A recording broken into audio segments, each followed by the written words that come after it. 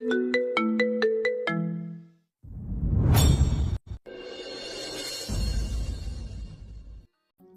তোর জন্য মেয়েটা আজ 4 দিন ধরে কিছু মুখে নেয়নি, শুধু তোর জন্য কেঁদেছে। এইভাবে মেয়েটাকে ছেড়ে যাওয়াটা কি খুবই দরকার ছিল? মেয়েটা না হয় ভুল করে ফেলেছে, আমাকে তো অন্তত একবার জানাতে পারতিস। আমি মাথা নিচু করে দাঁড়িয়ে রইলাম। এখন ওর কাছে যাবি নাকি মার খাবি? আমি মাথা নিচু করে আমার রুমে গেলাম। রুমে গিয়ে তো আমি অবাক। আমার বিছানায় লামিয়া বালিশ মুখ গুজে কান্না করছে। আমি ওর পাশে বসে বলতে লাগলাম, কি হয়েছে, এত কান্না করার কি আছে? আমি তো চলেই গেছিলাম আপনাকে মুক্তি দিয়ে, তাহলে না খেয়ে থাকার কি আছে? হঠাৎ লামিয়া বসা থেকে উঠে বলতে লাগলো, তো তোকে আবার কি আসতে বলেছে? শুনলাম কে নাকি না খেয়ে আছে, আমার জন্য নাকি কান্না করছে, তাই ফিরে আসলাম। আচ্ছা, আমার ভুল হয়েছে, মাফ করবেন, আবার চলে যাচ্ছি। আমি উঠতে চাইলে লামিয়া আমাকে বিছানায় ফেলে আমার বুকের উপর উঠে বসে বলতে লাগলো, আর একবার শুধু চলে যাবার কথা বল কুত্তা, একেবারে মেরে ফেলবো তোকে। খুব সাহস হয়েছে তাই না তোর? আমাকে ছেড়ে চলে যেতে চাস তাই তো? এইটুকুতে এতটা রাগ হয়েছে? আর আমাকে যে এতদিন ইগনোর করেছিস, আমার বুঝি রাগ হয় নাই? আমি আর কিছু বলছি না, শুধু ওর দিকে এক দৃষ্টিতে তাকিয়ে আছি। হঠাৎ লামিয়া আমাকে জড়িয়ে ধরে কেঁদে কেঁদে বলতে লাগলো, তোমাকে ওই মেয়ের সাথে দেখে আমার খুব রাগ হতো। একদম তোমার পাশে সহ্য করতে পারতাম না আমি ওকে। আর তোমার ইগনোরটাকে একদমই সহ্য করতে পারতাম না। তাই ওই মেয়ের মতো সেদিন সেজেছিলাম। তোমাকে ওইসব বলার কোনো ইচ্ছে আমার ছিল না। রাগের মাথায় আমি বলে ফেলেছি। আমাকে মাফ করে দাও। আমি তোমাকে ছাড়া বাঁচতে পারবো না। তোমাকে যেদিন প্রথম দেখেছি ওই দিনই তোমাকে আমি ভালোবেসে ফেলেছি। আমাকে ছেড়ে যেও না। আর গেলে আমাকে মেরে তারপর যাও।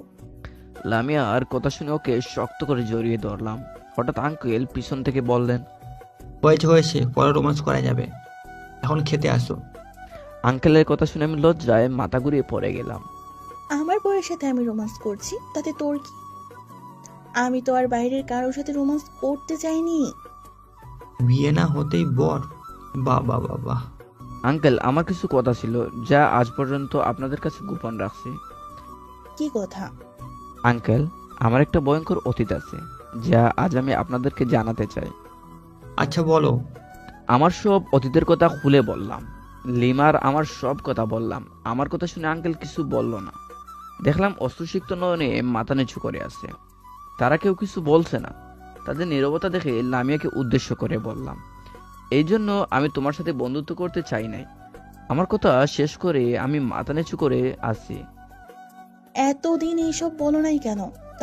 লজ্জা আর বয়ে আপনারাও যদি খারাপ ভেবে তাড়িয়ে দেন। তাহলে আজ বললে কেন? আমি মাথা নিচু করে আছি, কিছু বলছি না। আমি কিছু বলছি না বলে লামিয়া যে কথা বলে তা শোনার জন্য আমি মোটেই প্রস্তুত ছিলাম না। আব্বু, আমি এক্ষুনি বিয়ে করব। তুমি কি রাজি আছো? আর তুমি রাজি না থাকলেও আমার কিছু করার নেই। আমি আজকে ওকে আমার করে নিব। আঙ্কেল যেন কথা বলার ভাষা হারিয়ে ফেলেছেন। কি বলছিস সব, তুই পাগল হয়ে গেছিস নাকি? আমি মাথা নিচু করে রইলাম। যা ভেবেছিলাম তাই। আঙ্কেল হয়তো ভুলটা আমাকেই বুঝলো। কি বলছো আব্বু? তুমিও ওদের মতো ভুল বুঝতেছো? তুমি জানো না ও কেমন। যাই হোক, ও যেরকমই হোক না কেন, ও শুধু আমার, আর কারো না। আর এখন তুমিও যদি ওকে মেনে না নাও, তাতে আমার কিচ্ছু করার নাই। ওর হাত ধরে আমি গাছতলাতে থাকতেও রাজি আছি। ওকে ছাড়া আমি একেবারেই শূন্য। আপনি চুপ করেন। এসব কথা একদম বলবেন না। উনি আপনার জন্মদাতা পিতা। উনি আপনার ভালো মন্দ খুব ভালো করে জানেন। কোথায় গেলে আপনার উপকার হবে আর কোথায় গেলে আপনার ক্ষতি হবে তা ওনার চেয়ে ভালো কেউ জানে না। আর মাতা পিতা কখনো সন্তানের খারাপ চায় না।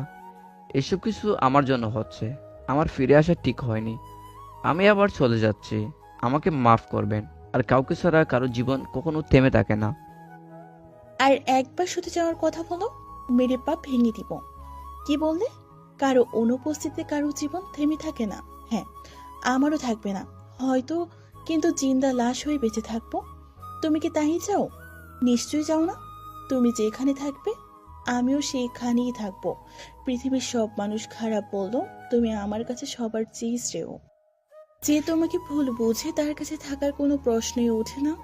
তোমার জন্য আমি 1000 জনকে ত্যাগ করতে পারি, এমনকি নিজের বা। আর একটাও বাজে কথা বলবে না। তোমাদের কথা শেষ হয়ে থাকলে আমি কি কিছু বলতে পারি? আমি কিছু বলছি না, মাথা নিচু করে আছি। লামিয়া আমার চোর খেয়ে মাথা নিচু করে চোখের পানি ফেলছে। আঙ্কেল কোমল কণ্ঠে বলতে লাগলেন, তোমরা কি আমাকে এতটাই খারাপ মনে করো? আমি কি খুব খারাপ? আমার মধ্যে কি মায়া, মমতা, ভালোবাসা বলতে কিছুই নেই? আমি কি একবারও বলেছি আমি তোমাদের মেনে নিব না, কিংবা সালাফিকে ভুল বুঝছি? আচ্ছা, নিজের সন্তানকে কি আমি ভুল বুঝবো? আমি কি এতটাই খারাপ? আজ আমার নিজের মেয়ের কথা শুনে মনে হচ্ছে আমি পিতা হিসেবে ব্যর্থ। এতদিন ধরে তোকে মানুষ করছি, তোর মুখের দিকে তাকিয়ে আজ অব্দি দ্বিতীয় বিয়ে করিনি। এমন কোনো জিনিস আছে কি যেটা তুই চেয়েছিস আর আমি দেইনি? তবু আর ছেড়ে যাওয়ার কথা বললি?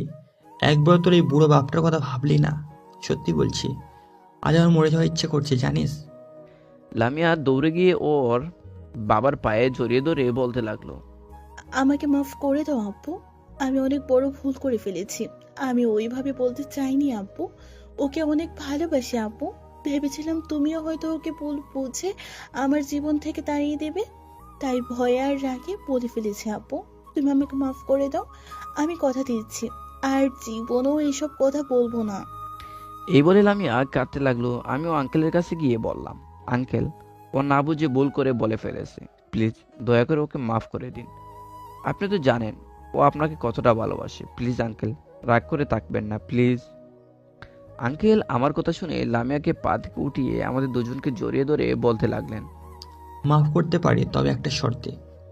কি সেটা শর্ত? আমরা কি জানতে পারি? যাবো না। আজকে তোদের বিয়ে।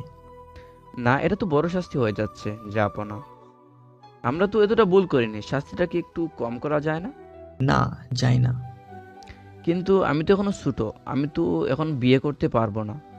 আমার কথা শুনে লামিয়া আঙ্কেলকে ঘরের বাইরে পাঠিয়ে দিয়ে বলে, আব্বু, তুমি বিয়ের অ্যারেঞ্জ করো, ওকে আমি রাজি করাচ্ছি। আঙ্কেল হাসতে হাসতে বেরিয়ে গেলেন। লামিয়া দরজা বন্ধ করে দিয়ে আমার কাছে এসে আমাকে বিছানায় ধাক্কা দিয়ে ফেলে আমার বুকের ওপর বসে বলতে লাগলো, শালা, তুই ছোট, সঠিক সময়ে বিয়ে করলে এতদিনে আমাদের ছেলে মেয়ে আব্বু বলে ডাকতো। আর তুই বিয়ে করবি না, তোর দাদা বিয়ে করবে। তাহলে আমার দাদাকেই বিয়ে করো। কি বললি শালা খাটাস? লামিয়া শোনো, আমি আমার মা, বোন আর প্রাণের বন্ধু ছাড়া বিয়ে করতে পারবো না। আমাকে মাফ করে দাও। আমার কথা শুনে লামিয়া আমার কপালে একটা কিস করে শক্ত করে জড়িয়ে ধরলো। কিছুক্ষণ পর শুধু এঙ্গেজড করে তোমাকে নিজের করে রাখি, তোমাকে হারানোর ভয় সব সময় আমাকে তাড়া করে বেড়ায়। আমি আর কিছু বললাম না। রাতে আমাদের এঙ্গেজমেন্ট হলো। এখন আমরা খাতা কলমের স্বামী স্ত্রী। সবশেষে লামিয়া আমার রুমে এসে আমাকে জড়িয়ে ধরে কুটা মুখে ভালোবাসার পরশ এঁকে দিয়ে আমাকে শক্ত করে জড়িয়ে ধরে থাকলো। আমিও বাধা দিলাম না। আজকে কিছুক্ষণ পর, তোমার রুমে যাবে না? আজকে একটু থাকি প্লিজ।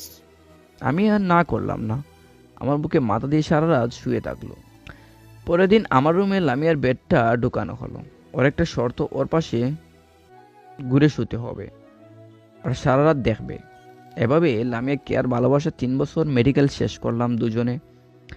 পরের 1 বছর প্রফেশনাল জীবন। আমি লামিয়াকে ধন্যবাদ না দিয়ে পারি না।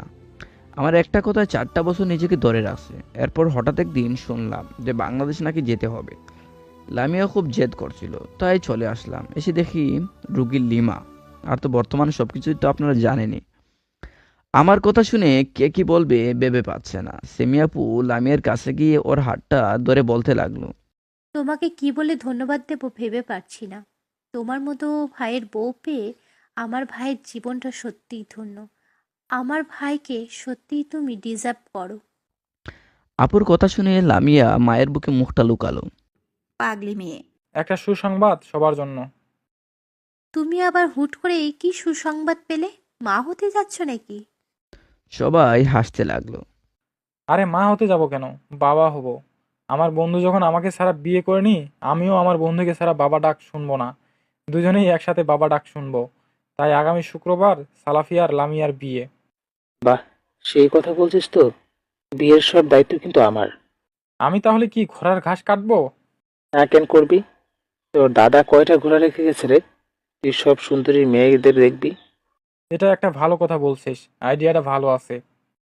সেমিয়াপুর রক্তিম চোখে সাকিবের দিকে তাকিয়ে আছে। সাকিব ভয় পেয়ে বলে, আমি কিছু বলি নাই তো, সাব্বির বলেছে। এভাবে তাকিয়ে থাকার কি আছে বুঝি না। রুমে আয় আগে, তুই তারপর বুঝাবো। সিনিয়র আপুদের বিয়ে করার এই এক সুবিধা, মাঝে মাঝে তুই তুকারিও শোনা যায়। কি বললি আপু? আর কে রাখে সাকিব দে দৌড়। আজ বেচারার কপালে শনি আছে। আমি আর সাব্বির এক রুমে গেলাম, আর মায়ের সাথে লামিয়া গেল। আমার রুমে যাচ্ছিলাম, লামিয়া এসে টুস করে কপালে একটা চুমু দিয়ে দৌড়ে পালালো। আমি আর সাব্বির এক রুমে যাচ্ছিলাম, হঠাৎ লামিয়া এসে টুস করে আমার কপালে একটা চুমু দিয়ে দৌড়ে পালালো। সাব্বির অবাক নয়নে আমার দিকে তাকিয়ে আছে। বাবা, ভালোই চলছে। এভাবে বলার কি আছে, এটা তো ডেইলি রুটিন। আমি মাথা নিচু করে লজ্জা ভাব নিয়ে রুমে এসে শুয়ে পড়লাম। শুয়ে শুয়ে ভাবতেছি আমার জীবনে কোথায় ছিল আর আজ কোথায়। কখনো আশা করি নাই আমার জীবনে এতটা পরিবর্তন আসবে। এই সব কিছুর জন্য ধন্যবাদের দাবিদার একমাত্র লামিয়া। আমার জন্য কিনা করেনি, ওকে পেয়ে সত্যি আমি আজ ধন্য। আপনি যাকে ভালোবাসেন তার কাছে পাবেন 50%, আর যে আপনাকে ভালোবাসে তার কাছে পাবেন আপনি 100%। অতএব তাকেই ভালোবাসুন যে আপনাকে ভালোবাসে। লামিয়ার কথা ভাবতে ভাবতে কখন যে ঘুমিয়ে গেছি আমার মনেই নেই। সকালে ঘুমের মধ্যে অনুভব করছি কে যেন আমার মাথায় হাত বুলিয়ে দিচ্ছে। এই টিপ টিপ চোখ খুলতেই যাকে আমার পাশে দেখলাম, তাতে আমার ঘুম চলে গেল। আর নিজের মেজাজটাকে কন্ট্রোল রাখতে পারলাম না, কারণ লোকটি আর কেউ না, আমার জন্মদাতা পিতা। আমি চটপট করে উঠে বসলাম। কেমন আছিস বাবা? এতদিন একটাবারও কি তোর এই বাপটার কথা মনে পড়েনি? আপনি এখানে কেন? হো মা, এ কি কথা বাবা? ছেলের কাছে আসতে কি কোনো কারণ লাগে? হ্যাঁ লাগে, অবশ্যই লাগে। আপনার মতো বাবাদের লাগে। কি বলছিস এই সব তুই? একদম ঠিক বলছি। আমি বেঁচে আছি কিনা আজ পর্যন্ত দেখতে এসেছেন? চিন্তা করবেন না, মরি নাই। আর আগের থেকে অনেক ভালো আছি। এখন দেখা শেষ হলে আপনি আসতে পারেন। কি বলছো এসব তুমি? একদম ঠিক বলছি। আর মা, এসব ফালতু লোকদের এই বাড়িতে কে ঢুকতে দিছে? আর সাকিব, তোকে বলি, এসব সস্তা মানসিকতার মানুষদের যদি এখানে আসতে দিবি তাহলে আমাকে ডাকছিস কেন? লোকদের কেন বললাম ভাবছেন তো? বড় আপু এসেছে, কিছুটা দূরে দাঁড়িয়ে আছে, তাই বললাম। কি বলছো এসব তুমি? উনি তোমার জন্মদাতা পিতা, এটা কি তুমি অস্বীকার করতে পারবে? আর মা ওনাদেরকে আসতে দিতে চায়নি, আমি আসতে দিয়েছি। সিমি আপুর জন্মদিনে ওনারা শুভেচ্ছা জানাতে এসেছিলেন। আমি জোরে জোরে হাসতে লাগলাম। বাবা আর বড় আপু মাথা নিচু করে দাঁড়িয়ে আছে। আমার হাসি দেখে লামিয়া বলে, হাসতেছো কেন তুমি? তোমার কথা শুনে। আমি কি কোনো হাসির কথা বলছি তুমি হাসছো? হাসার কথাই তো। উনি নাকি আমার জন্মদাতা পিতা, যিনি কিনা নিজের সন্তানের জন্ম নিয়েই নিজের স্ত্রীকে প্রশ্ন করে, বিদ্ধ করার মাধ্যমে ছোট করে। নিজের সন্তানের জন্মসূত্র নিয়ে যার মনে প্রশ্ন জাগে তিনি নাকি জন্মদাতা পিতা। দিনের পর দিন যিনি নিজের সন্তানের সাথে কুকুরদের মতো ব্যবহার করে তিনি নাকি পিতা। যে পিতা সন্তানকে রাস্তার কুকুরের সাথে তুলনা করে নিজের সন্তানের ভরণ পোষণের খরচ চায়, সে পিতাকে আমি আমার পিতা হিসেবে মানি না। যে পিতা সন্তানের জীবনের চেয়েও নিজের সম্মানকে বেশি ভালোবাসেন তিনি পিতা হওয়ার যোগ্য না। এমন পিতার মুখটাও আমার দেখার ইচ্ছে নেই। আমার কথা শুনে বাবা মাথা নিচু করে বেরিয়ে যেতে লাগলেন। এখন কোথায় যাচ্ছেন? একটু অপেক্ষা করেন প্লিজ। লামিয়া, আমার ওয়ালেট থেকে চেক বইটা নিয়ে আসো তো। কেন? ওইটা তুমি কি করবে? তোমাকে কতবার বলবো, বেশি প্রশ্ন আমার ভালো লাগে না, যেটা বলছি সেটা কর। লামিয়া চেক বইটা আমার হাতে এনে দিল।